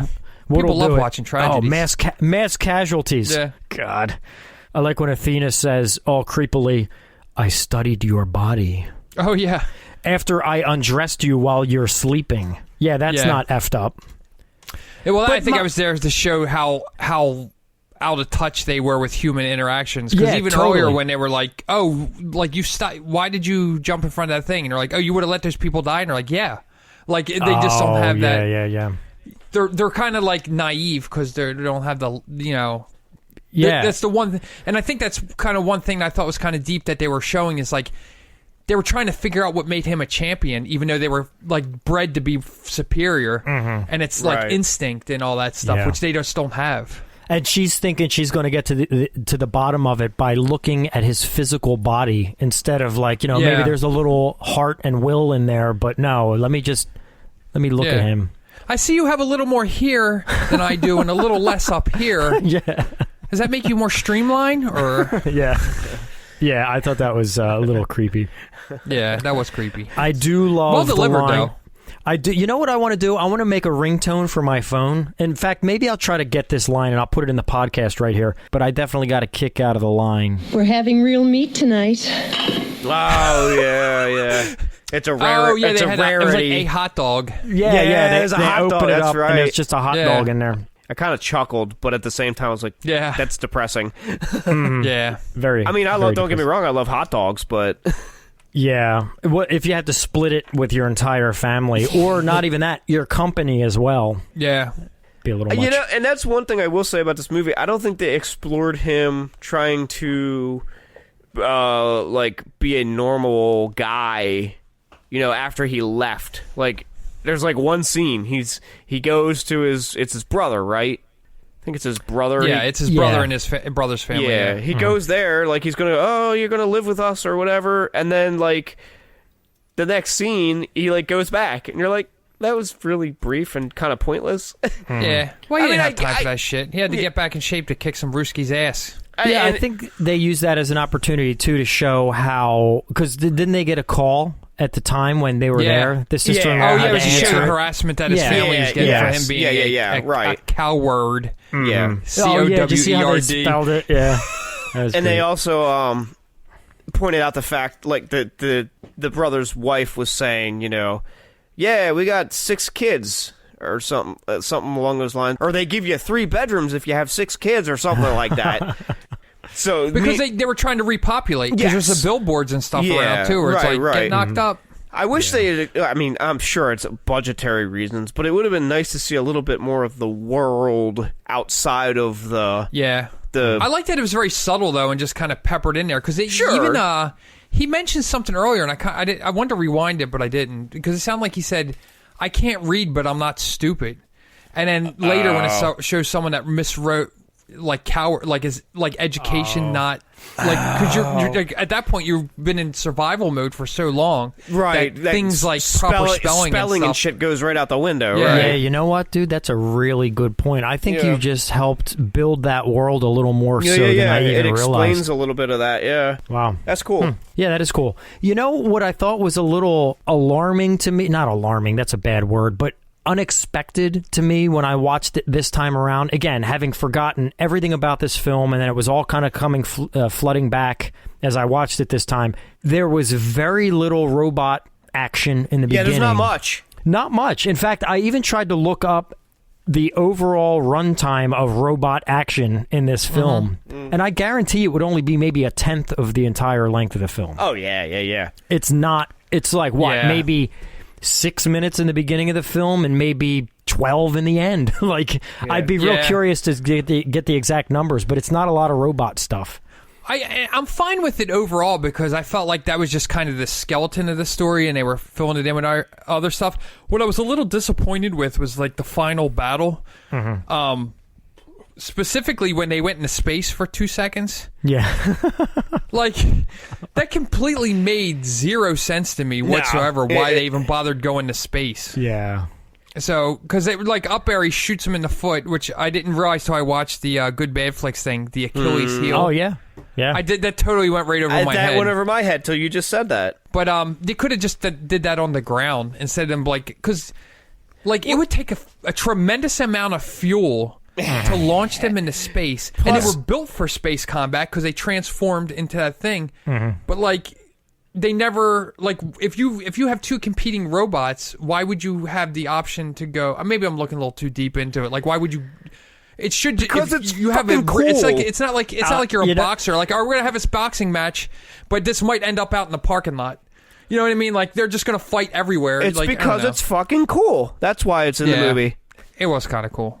Maybe it was Stuart Gordon compromising. He's like, all right, you want a fucking sci-fi movie? Fine. I'll fly him into space for 10 seconds. Here's your sci-fi movie. There you go. But yeah, no, that was something. I didn't really remember them going into space when I saw it originally. I remember it all being on the ground, but whatever. Yeah, I didn't remember that either. Yes, on my notes here, we had already touched on it. I wrote down intense jungle gym. That was pretty. I mean, with the the bars that would heat up and the electricity and the lasers and the slime that would come out and make it slick and all the crazy shit. And they were like falling and like you could hear like their agony as they hit the ground and stuff. And then they showed the one guy later all like bandaged up, like he broke his arm. I need to get myself a car remote control. Yeah, he had his car fly into his apartment so he could get out. He was like flying it down the street. And you know what? I could see technology going there where we have access on our cell phones to like control our cars and have them valet us. We could just, it's self-valet. In fact, I think I just invented that. Yeah, cut that out. I should cut that out. Well, we already have remote start. We have self-driving cars is already kind of a thing. So, And plus, like, you could do everything on your phone. What's to say that you can't just make an app where, you control it like a game where you have the controls and you can see through the front window. It's like, there we go. Yeah. Right in front of my house. Okay, so now you're bringing a little... Okay, so we're all in this together then. We're going to create this thing. Yeah. Who knows how to program? Not me. All right, we're gonna have to bring in a couple more people. I also know nothing about cars other than how to drive them. Well, yeah, that's even a little shady. Even I was gonna say that even that's questionable. I like when Achilles transforms into that little awkward tank. The tank thing. Oh, yeah. And then he shoots the other robot in the robot dick. Yeah. But then he immediately gets knocked over. I know. Yeah. He was a tank for like 10 seconds. I really love, and this had to be like when you talk about geared towards children. I thought this was amazing. Is like each fight they customized the robots with new weapons and new and I love that in this fight when Alexander's thing came down, it had like the spider leg things. I thought was cool. That was cool. That was wild. It made it more looking. menacing and it made it look more agile. It was pretty cool looking. Yeah. Yeah, it was kind of creepy looking. Like, it looked like the It spider. Like, it was just kind of, like, really bizarre. And, you know, when you're fighting a machine like that, especially one that's so visually terrifying, the best way to defeat it is a top-notch zigzag run, which Achilles did masterfully. Serpentine. Yeah. He was serpentining. Serpentine. Yeah. Oh my god! I saw that, dude. I started laughing. It was so funny. I did too. I was like, seriously, he's really doing that? Like he thinks he was all intense about it too. He's like, like quick hard cuts. He was juking. Yeah. He couldn't even throw a barrel roll in there or something. Or like a. I thought it'd be cool if he had like a little thing he hit on his belt, which kind of created, but I don't know how, like they kind of scrambled his like tracking system or something. You know what I mean? Like I thought that would be cool. Yeah, knock and plus out. you wouldn't have to. Well, why don't you exhaust old Gary there? You remake Robot Jox then. Which, by the way, we haven't pointed out this entire time that Robot Jox, the Jox is spelled Jox. Well, they would have seen it when they clicked on the title of this episode. True. Yeah. I don't know. I just find that interesting. Why they went with that spelling. Yeah. I don't know why. I'm just saying I find it interesting that they did. I think there was a time period where you had to put a Z or an X anywhere where there was like a CK or an S. Yeah. Oh, okay. Well, I thought that was more for like music, not so much film. Or candy. Yeah, candy. Yeah, are there any other films that use the X or the Z situation? That Existence. Existence. Yeah, that's a good one. That That's the first one that popped into my head, but there's not many. Not a whole lot. I'm sure there is. Yeah. Inglorious Bastards. No. Yeah. That doesn't really count. Leave a comment on our Instagram page on other movies that have an X or a Z where another letter should have been, or an I where a Y should be. Yeah. Or swapping J's and G's. You could get crazy, get creative with it. Put whatever you want. Here, let me see here. I gotta Google it real quick. Movies with X or Z in title. X movies. Yeah. Oh yeah. Of course, all the X-Men movies came up. That's not what I was looking for. Anyway, all right. So, any final thoughts about the film? That was pretty much my points.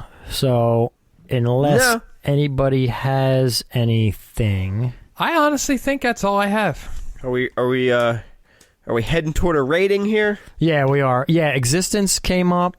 All the other ones I'm seeing, literally, it's because the letter belongs in that spot. You know, it's not any kind of like... It's not a replacement for another letter. Let's see. I'm on page 2 of 183. All right, we got time. 7. The movie 7 had the number 7 in it. Oh, yeah. I always like that. Terminator Genesis. Oh, they spell it. Yeah, they spell it in that weird way. Yeah, it is spelled strange.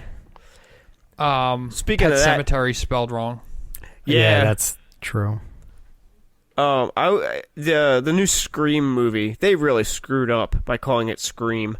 They call it Scream? It's called that's what they're saying, that the title of Scream 5 is just called Scream. Well, see, Halloween made that okay, and that's effed up. I don't like it. I don't like it either. Dude, everybody was like, Scream 5, all you do, you make the S a 5. Yeah. Like they did with Scream 4, I think they made the A a 4. Yeah. Or Phantasm Ravager. The V. The V for 5, yeah, that's right. Yep.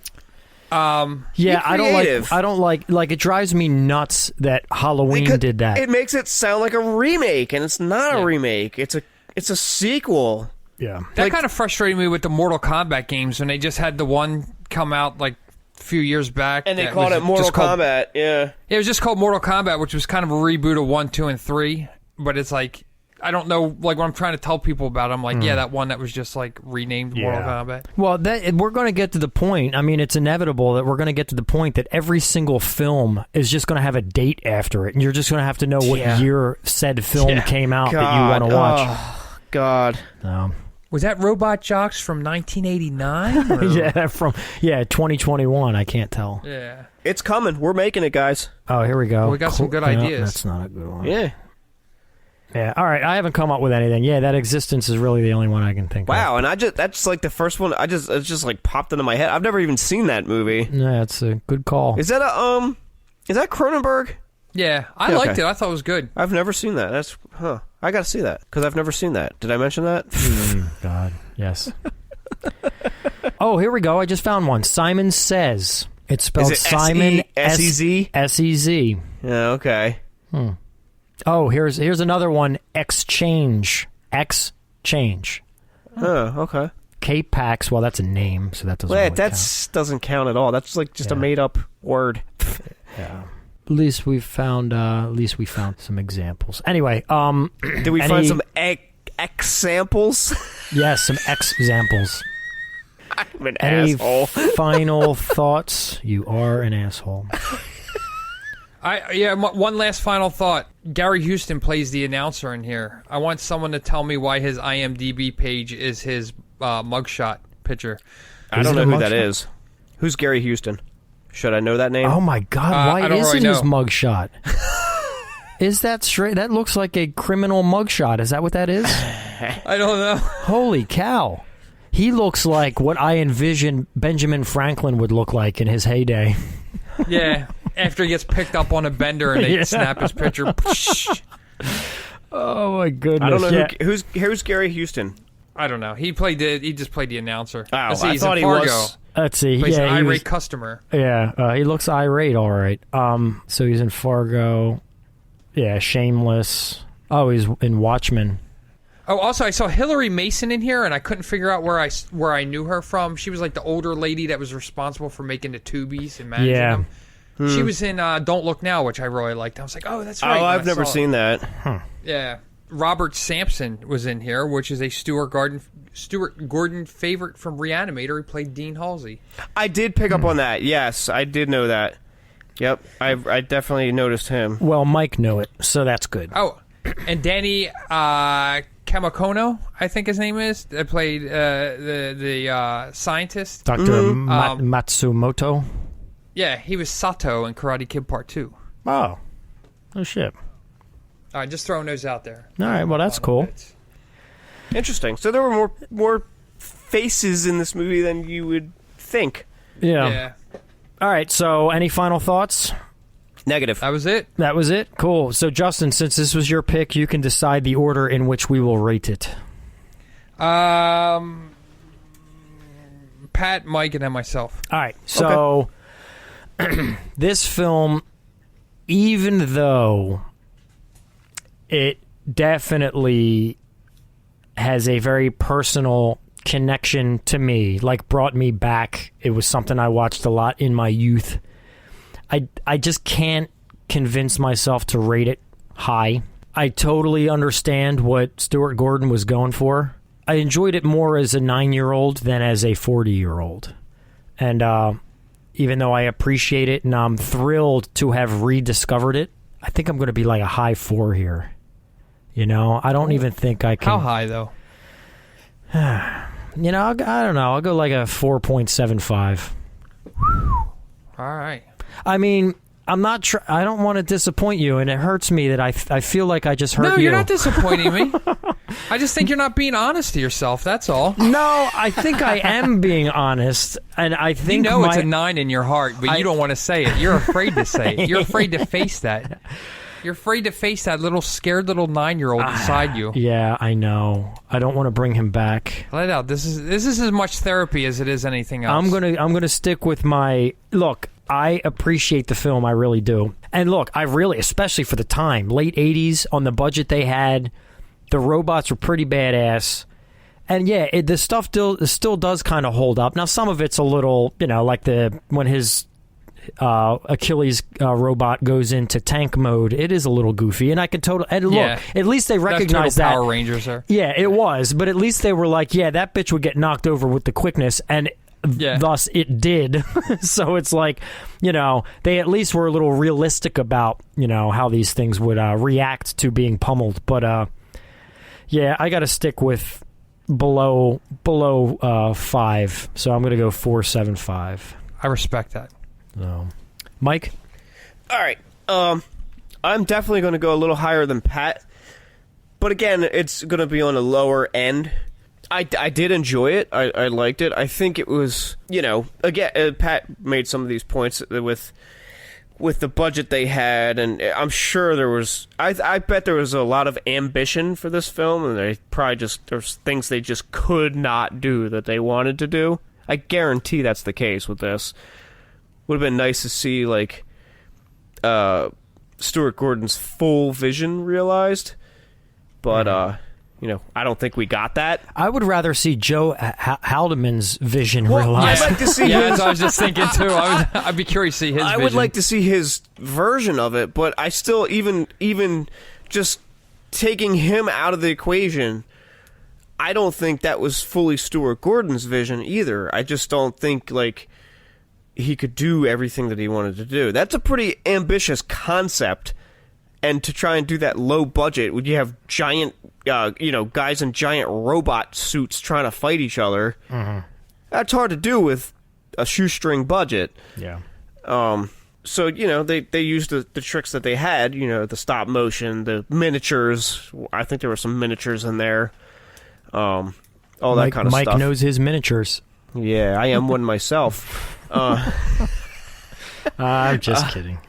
I'm Suppose not. you're thinking about a plate of shrimp, and someone says plate or shrimp or plate of shrimp. You ever see Repo Man? Oh, yeah, I love that movie. Yeah. Yeah, that's from that. Okay. Anyway. Yeah. And that's going back to your shrimp story. I only saw that for the first time, like, within the last year or two, and now I'm a huge fan of it. I bought the Criterion. I'm like, well, why don't you rate that one then? Okay, I'll just do that instead. I have the Anchor Bay tin, the one that looks like a license plate. Anchor Bay. Oh, Man. nice. Damn. All right, continue, Mike. Anyway. Robot Jox. I'm going to give it a... Damn. That's not a real number. Well, that's all I got now. 5.6. And I could, as we always say, you could ask me again tomorrow and I could give it a 6.4. It's like, it's, as Justin always says, the rating is kind of arbitrary. But I definitely think people should check it out, especially if you like Stuart Gordon, or you like the Full Moon or Empire type of films. I mean, you kind of got to know your audience with this one, or the audience has to know what they're getting into. If you're a fan of those type of movies, I think you're going to enjoy this. All right, look, I will say this, Justin, before you go, I would like to just kind of tack something on to the end of my previous point.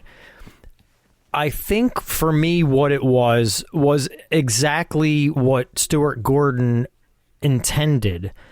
And I appreciated how the world he tried to build. The film's only an hour and 25 minutes long or something. It's a short film. Yeah. And the world that he built, in fact, there were things you just pointed out to me, Justin, earlier about the spelling and the education of this world, and like even seeing all these masked up, civilians and all that. I love the vast world that was built in the short time, but I think it lost some oomph with the stereotypes and I'm sure that Joe Haldeman felt the same way. Like, why are you taking these shortcuts and hurting what we could have? And yep. I think that impacted my rating a little bit. So I don't want to take up any more time, but I think that's what it was. I really appreciate the world, and I would like to see more about the world, but it was a little too Power Rangers in the character development side of it that I think you have to take into account. So, no, it makes sense. And that's no knock on Power Rangers or the Rangies or the Rangers or whatever they call their fans. Rangerians, I think, are what the fans are called. Okay, you ready for my rating? I am. All right, so here's my rating. So this may surprise you or might not, but I'm going to give it a 6.5. And for most of the same reasons that you already said, it was definitely geared towards 10-year-olds. And it's more of the nostalgia factor. And there's things, I mean, I still enjoyed watching it. You know what I mean? Mm-hmm. Again.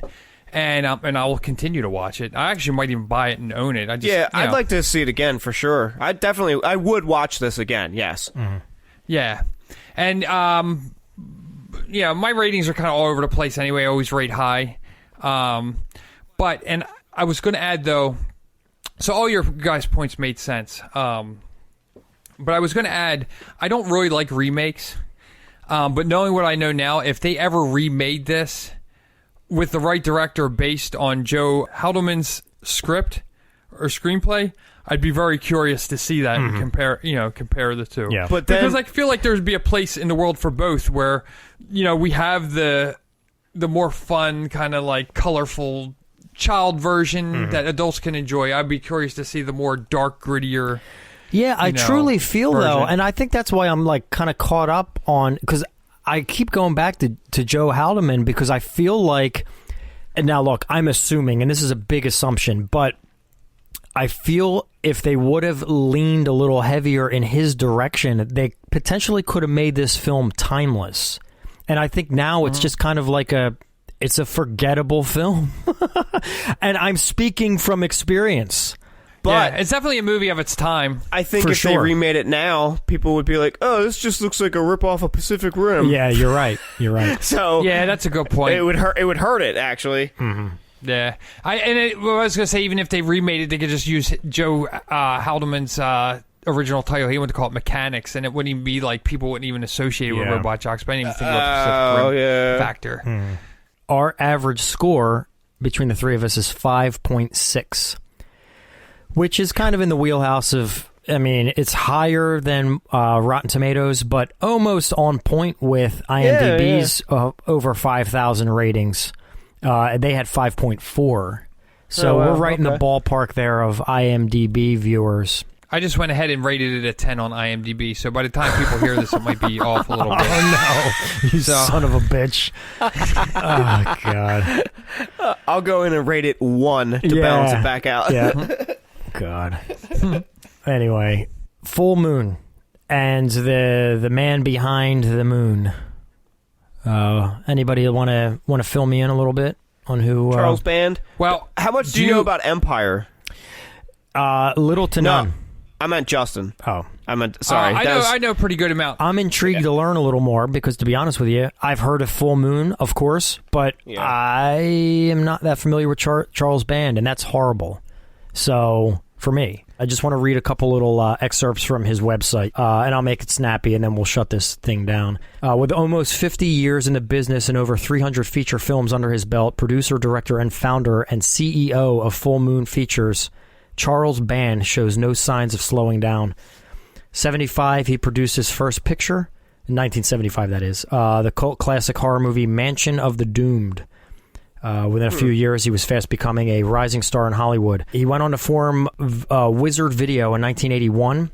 That's right. The company was a pioneer to the home video market and was the original video distributor for classic horror movies like Texas Chainsaw Massacre, I Spit on Your Grave, Lucio Fulci's Zombie. I'm cutting a lot of his history out here, but in 1983, he founded Empire Pictures, based in Los Angeles, and produced as many as 12 theatrical features a year. Empire Pictures Entertainment was responsible for some of the biggest cult hits of the 80s, including Ghoulies, Reanimator, From Beyond, Troll, and Robot Jox.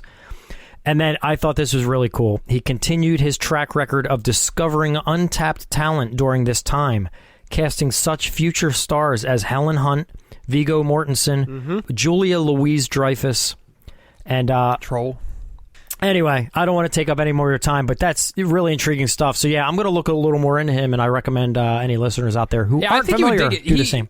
He would do the thing where he would I believe it was him where he would have someone make a movie poster, And be like, oh, that looks good. Make that movie. Nice. Yeah. Yes, 'Cause they even would, like, they would make a movie based on the poster or title, but Yeah. either or. Yes.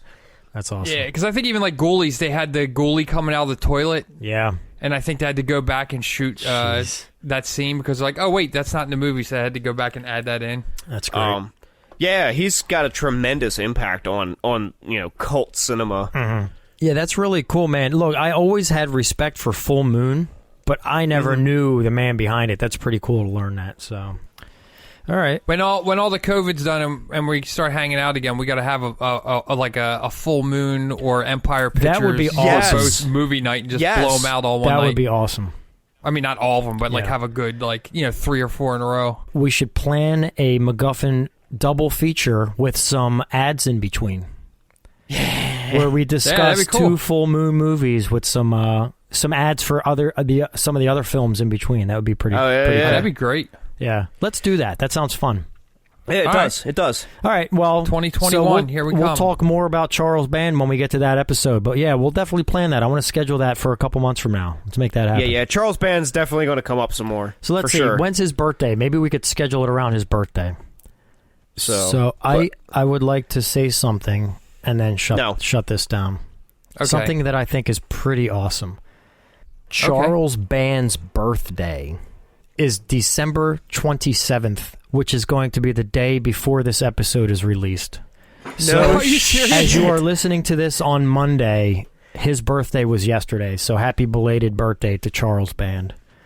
Happy birthday. Happy birthday. December 27th. Thanks for all the good times. 1951. He was born in 51, so 69.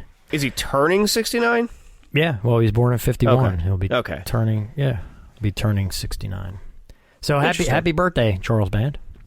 Yeah, definitely.